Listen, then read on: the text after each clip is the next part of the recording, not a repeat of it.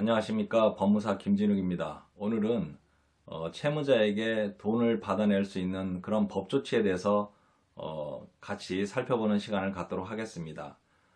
채무자들한테 돈을 빌려주면 받기가 상당히 어렵습니다. 왜 그러냐 그러면 우리가 돈을 전문적으로 빌려주는 금융기관들, 은행에서도 어떤 대출을 할 때는 담보로 잡고 대출을 해주고, 또 대출을 할 당시에 서류를 보면 서류가 상당히 여러 장입니다. 그렇게 많은 서류에 서명을 하고, 그리고 또 담보를 또 잡혀도 그래도 은행 돈을 갚기가 힘든데, 개인적으로 채무자들이 자기가 잘 아는 지인이라든지 이런 사람들한테 돈을 빌릴 때는 이미 금융기관이나 이런 데서 돈을 빌리기가 힘들어서 빌리는 경우가 대부분 많습니다. 그렇게 되는데 지인들 간에는 또 차용증도 제대로 작성을 안 하고, 또 일부는 또 그 은행 계좌로 송금을 해주지만 나머지는 또 현금으로 주는 경우도 있고, 또 이자에 대해서도 또 이자 약정이 물론 차용증에 있는 경우도 있겠지만 또 일정한 경우는 또 이자 약정도 없고, 그래서 소송을 하는 것도 사실 상당히 어렵습니다. 그래서 일단은 돈을 뭐 사회생활 하면은 안 빌려줄 수는 없겠지만, 돈을 빌려준다고 한다 그러면 반드시 차용증을 좀 작성을 하고, 차용증을 만약에 작성을 하기가 어렵다 그러면 금융거래 내역을 물론 증거자료로 은행의 계좌로 돈을 송금해 주는데, 매월 일정한 이자를 송금받는 것도 상당히 증거로서 중요합니다. 소송을 하지 않아도 되는 것은 공정증서를 작성하는 것입니다. 돈을 빌려주고 작성하는 공정증서는 우리가 금전소비대차 공정증서가 있고, 또 경우에 따라서 약속원 공정서가 있습니다. 그래서 공증을 받아 놓으면 나중에 별도로 소송을 하지 않아도 되는 번거로움이 있기 때문에 처음에 돈을 빌려줄 때는 일단은 상대방이 담보를 잡을 수 있으면 근저당권을 설정하든지, 아니면 그 상대방이 채권의 질권을 설정한다든지, 아니면 인적담보인 연대보증을 세우는 게 좋은데, 그것이 여의치 않다 그러면 결국은 공정서를 작성해서 소송을 하지 않는 그런 어떤 번거로움을 피하는 것이 좋습니다. 아무런 조치도 취하지 않았다 그러면 결국 그 변제기까지 돈을 갚지 않으면 우리가 이제 문자 메시지라든지 전화 통화를 해서 돈을 갚아라 라고 얘기를 하고, 그래도 갚지 않으면 내용 증명을 보내고 결국 간이한 소송인 지급명령이라든지 또는 판결을 일반 민사소송을 제기해서 판결을 받습니다. 근데 중요한 것은 판결을 받아도 판결이라든지 공정증서는 종이 쪽지에 불과하지, 승소해서 판결을 받아도 바로 돈을 주는 것은 아닙니다. 또 채무자들이 일반적으로 소송에 패소한다 해서 바로 돈을 입금시켜주고 그러진 않습니다.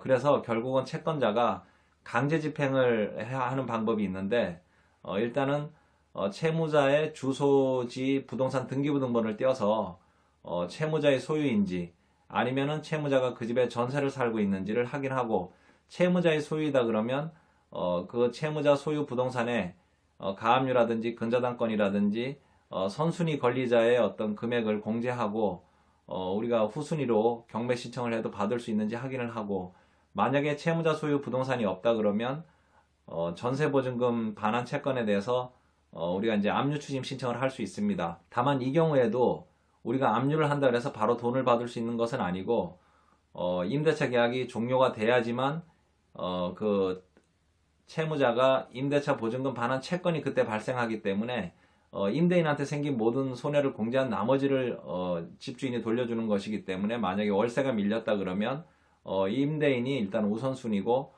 그 다음에 이제 저희들이 압류를 하게 되면 후순위로 받습니다. 다만 그것도 임대차 계약서상에 계약 당사자가 채무자여야만 되지, 채무자의 배우자라든지 자녀라든지 그렇게 되면 우리가 압류를 할 수가 없습니다. 그 다음에 이제 채무자가 급여생활자라 그러면 우리 채무자의 급여를 갖다가 압류를 할 수 있는데 185만 원까지는 또 압류가 되지 않습니다. 또 채무자의 예금이라든지 여러 가지 어떤 채무자의 채권에 대해서 우리가 압류 추심을 할 수 있는데, 채무자의 예금에 대해서도 185만 원까지는 또 압류금지 채권이기 때문에 저희가 하기가 힘들고, 또 그 다음에 임대차 계약, 아까 임차보증금 반환 청구 채권에서도 소액 임차인의 어떤 최우선 변제금, 서울 같은 경우는 3,700만 원까지는 또 압류를 할 수가 없습니다. 그래서 결국은 모든 제도가 어떤 채무자를 위한 제도로 좀 바뀌고 있는데, 그 다음에 이제 채무자의 재산이 뭐가 있을까를 저희가 보면, 채무자가 만약에 사업을 하는 사람이다 그러면, 사업이라든지 장사를 한다 그러면, 우리가 이제 신용카드 회사의 카드 매출 채권에 대해서 이제 압류를 할 수가 있습니다. 그래서 결국은 채무자의 어떤 계좌라든지, 카드 매출 채권이라든지, 그 다음에 채무자가 어떤 건설회사다 그러면, 그 건설공제조합의 출자 증권을 저희가 또 압류를 하게 되면, 건설회사가 영업하는데 상당히 지장을 받기 때문에, 그것도 효력이 있습니다. 그 집에 있는 TV 세탁기, 냉장고 같은 어떤 유체동산, 유체동산도 우리가 이제 경매 신청을 할 수 있습니다. 특히 채무자가 이제 신혼부부일 경우에는 혼수 제품에 대해서 그 경매 신청을 하게 되면 부부간에 불화가 있을 수도 있기 때문에 상당히 그 채무자로서는 부담스러워합니다. 그 다음에 이제 최근에는 뭐 은행의 대여금고, 돈 있는 채무자라든지 이런 사람들은 은행에서 화재라든지 도난의 어떤 그 위험을 방지하고자 캐비닛 같은 대여금고를 이제 임대차 계약 형식으로 이제 대여를 하고 있습니다. 그래서 만약에 채무자의 대여금고가 있다 그러면 그 대여금고를 또 압류할 수 있고, 그 채권, 급여라든지 퇴직금이라든지, 다만 이제 근로자의 퇴직금은 우리가 이제 2분의 1까지만 압류가 가능하고, 그 다음에 이제 군인이라든지 사립학교 교직원, 또 공무원 같은 사람은 우리가 이제 연금에 대해서 압류가 불가능합니다. 그래서 채권 압류에 대해서는 좀 제한이 많습니다.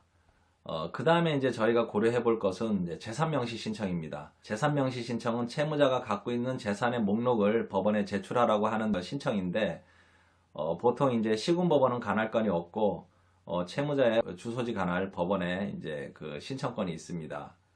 그래서 우리가 판결문이라든지, 그 다음에 송달확정증명원, 집행문을 가지고 이제 재산명시 신청을 하는데, 신청을 하게 되면 이제 판결문 원본을 돌려주고 사본을 가지고 이제 신청을 합니다.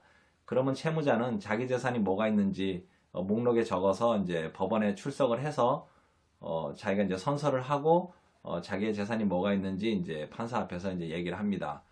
그런데 만약에 출석을 하지 않는다라든지 이렇게 되면 20일 이하의 감치에 또 처하게 되고, 또 재산 목록을 적어냈는데 허위로 적어낸다든지 그렇게 한다 그러면 3년 이하의 징역, 500만 원 이하의 벌금에 처해집니다. 근데 통상적으로 채무자들이 자기의 재산을 은닉하고 허위로 뭐 대부분 표시 안 나게 적어내는 경우가 많기 때문에 실익은 없습니다. 그렇지만 재산 명시 절차를 꼭 해야 되는 이유는 그 다음 절차인 재산조회 신청을 할 수 있기 때문입니다. 재산조회 신청은 반드시 재산 명시 신청을 거쳐야지만 가능합니다. 재산조회 신청은 무엇이냐 하면 일단은 국토교통부라든지, 그 다음에 특허청이라든지, 채무자의 모든 등기 등록할 수 있는 그런 재산들, 그 다음에 신용카드 회사라든지, 그 다음에 증권회사라든지 이런 데 있는 채무자의 재산을 그 법원을 통해서 조회를 할 수가 있고, 또 재산 명시 명령이 송달되기 2년 전에 어떤 그 채무자가 소유한 내역들을 저희가 조회를 할 수 있습니다.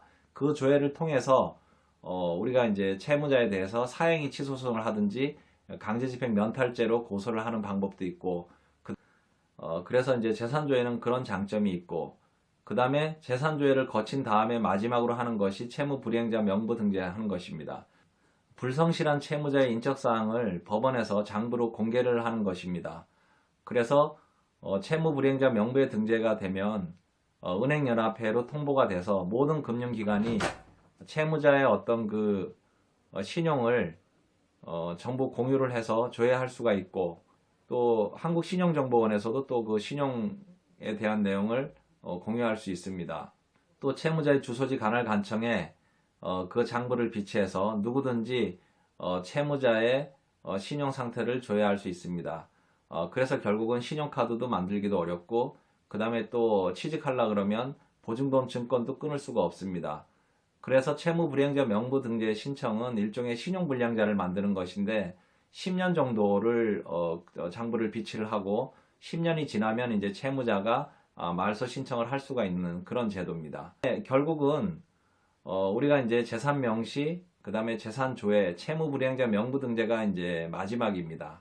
그래도 돈을 갚지 않는 채무자들이 많은데, 최근에는 채무자의 부모님이 돌아가시기를 기다렸다가 채무자가 상속을 할 때 상속 포기를 하게 되면 사행위 취소 소송을 해서 원상회복을 한 후에 채무자의 어떤 그 재산을 압류해서 채권을 추심하는 경우도 있고, 또 최근 2, 3년 전에는 청주지방법원 관내에서 채무자의 결혼식에 축의금을 압류 추심해서 예식장이 난리가 나고, 결국은 예식장비를 제한 나머지를 축의금 중에서 모두 추심을 한 그런 사례도 있고, 다음으로는 NPL 채권으로 신용정보회사에 어떤 의뢰를 한다든지, 아니면 신용정보회사에 NPL 채권으로 채권 양도라든지 아니면 채권 추심을 의뢰하는 방법이 있습니다. 신용정보회사 사람들은 전문적으로 그 일만 하기 때문에 아무래도 채권자들이 일을 하면서 또 채무자에 대해 신경 쓰는 것보다는 신용정보회사에 의뢰를 하는 것도 방법 중에 하나일 거라고 믿습니다. 이상 채무자의 어떤 그 재산 미변제에 대한 어떤 법적 조치에 대해서 말씀을 드렸습니다.